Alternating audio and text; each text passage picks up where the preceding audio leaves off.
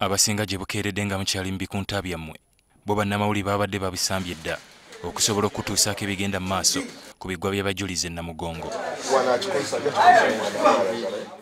Omutego gwa bano ogusooka ke kanyigo ke bayitamu nga bayingira.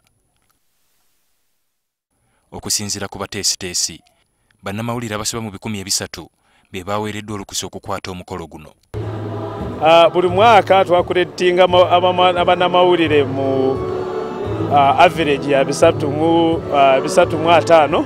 Munnamawulire Justin Nabbale kati myaka 11 ng'asaka amawulire ku lunaku lw'abajulizi e Namugongo era atunnyonnyodde embeera gy'azaalaba mu myaka gy'abaddewo. Ebiseera ebyo TV ne radio zaali tezinaba kweyongera nga kati bwe ziri naye era still twabeeranga watono nga tubeera ekkuba erireeta ku altari we litandikira ku kayanja. Omanyi n'akayanja kabeeranga katini nga kakasiisira naye kaakati nga tubeera awo awasookerwako nga bwe tukwatira ng'eno tebatukkirizayo nnyo kubanga akafo kaali nga katono.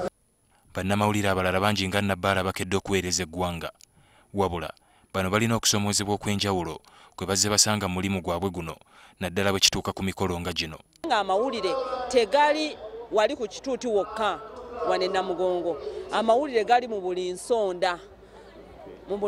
Kati ffe okutukugira nti wano togendawo balowooze nti amawulire tuganonye ku kituuti wokka ndaba nga tekijja tuyamba nga abamawulire. Oyinza kuweza ssaawa kangambe 10 ne zikusanga ng'okyali mu buliri oyina okuzuukuka mangu weteekateeka kujja ate mu kkubo ne weesanga nti era oyinayo okulamagamuko okubanga naawe emmotoka tekutuusiza ddala ku kiggwa. Era tuyiseewo bulungi nga twogera n'abakulu abo ab'ebitongole ebikuumaddembe. So ndowooza ku mulundi guno wabaddewo embeera ey'obuntu.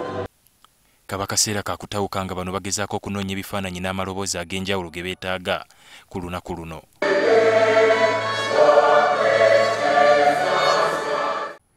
Ng'oggyeko kamera abasinga ze mumanyizizza amaaso, ensangi zino emikutu gy'amawulire gyongedde mu tekinologiya okusobola okugasako obulungi.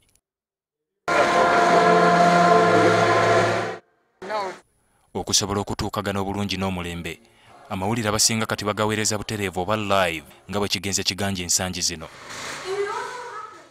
Olunaku lw'abajulizi lwafuuka kumpi lwansi yonna era nga bannamawulire okuva e Bunaayira bangi bagwettanira.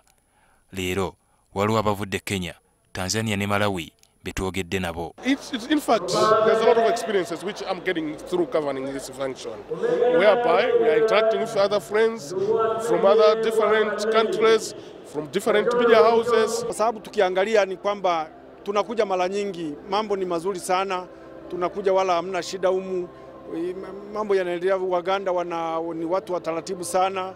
Bannamawulire balina bye baagala bitereezebwemu okusobola okwewola ku mulimu gwabwe bwe kituuka ku lunaku lw'abajulizi ng'olwaleero. Okufuna kaadi zino nga bukyali ezituteeka mu bifo oluusi zifuluma leeti kati n'obeerawo nga toli shuwo n'ogenda togende. Emitago n'amaggwa bingi naddala nga tukola emirimu gyaffe nga bannamawulire wabula ekyo tekifuuka kyekwaso nti tuleme ate kutuusaako bigenda maaso mu ggwanga. Ensonga lwaki tukeera ne tuyita mu bugubi bwonna okutuusaako byonna nga bwe bitambula wano e Namugongo.